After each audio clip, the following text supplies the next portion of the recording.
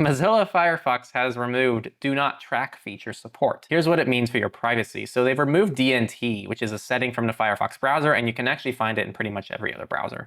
This change will take effect in version 135 and beyond, where the DNT setting will no longer be available. The change is already live and can be seen in the nightly version, and they recommend using the global privacy control setting as an alternative to prevent websites from tracking user data.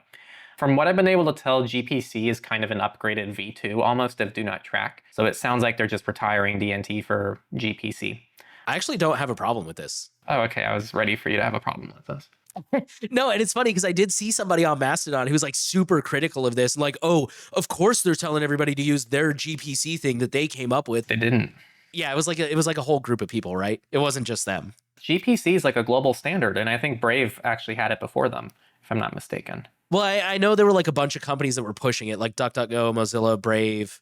But either way, actually, I don't think this is the worst thing. This is definitely not the worst thing Mozilla's done in a long time. But like, I really don't have an issue with this because it's a well-known fact that DNT can be used to track you. Somebody showed you in like the terminal of the browser.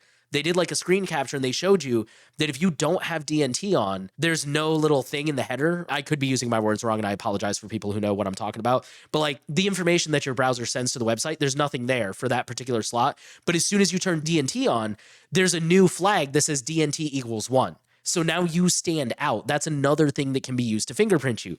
Shout out to my video that just came out. To me, it's like DNT, first of all, and the article talks about all this, there's no legal obligation to recognize it. Most websites straight up tell you in their privacy policy, we do not honor DNT, and it can be used as another point to fingerprint you. I haven't recommended DNT for a long time. I don't know a lot of experts who have recommended DNT for a long time. It's privacy theater. It does nothing, and it actually is worse for you. Arguably, is worse for you than just not using it. Is GPC any better? I don't know. I know we looked into it loosely on air a while back, and it seems promising, but I haven't personally done any kind of deep dives into it. Thank you for watching this Surveillance Report clip. This clip comes from our main Surveillance Report podcast, where we talk about privacy and security news every single week. If you want to keep yourself safer and more educated about these topics, check out the main podcast over there, and we'll see you next time.